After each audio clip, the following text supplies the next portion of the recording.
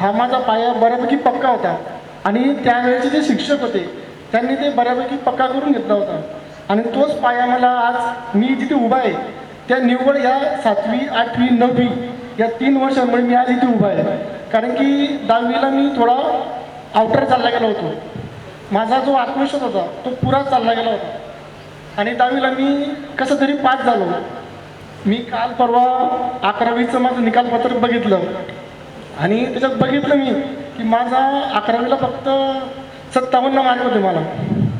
म्हणजे मी 10वी आणि 11वी पूर्णपणे आउटरला चालला गेलो होतो आणि मी चाळीसगावला राहायचो आणि 11वीला असताना मिळून मारायला घ्यायचो. माझी बरीचशी मित्रमंडळी जी सायन्स घेतलं होतं ते मिळून मारवून चाळीसगावला सायन्स करायला जायचे. ते मला विचारायचे का रे तू उलटा का भरतोय बुवा असं. मग मी सांगितलं की माझे वडील पोलीस होते बुवा, मला एक तर पोलीस व्हायचं आहे 12वीपासून, नाहीतर मग काली पिली गाडी चालवली मी.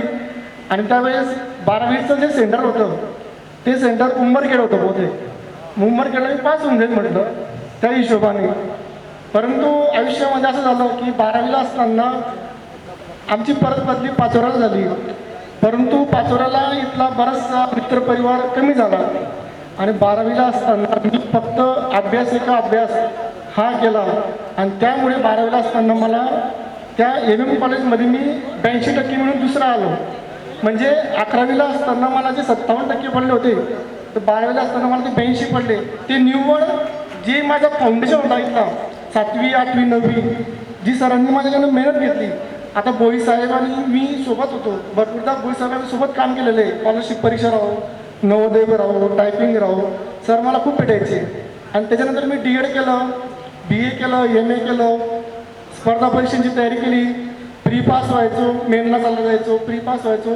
परंतु मी आज जे आहे ते निव्वळ या शाळेमुळेच होतो, गिरणा हायस्कूलमुळे. कारण की या शाळेने मला खूप दिलं, मित्रपरिवार दिला आणि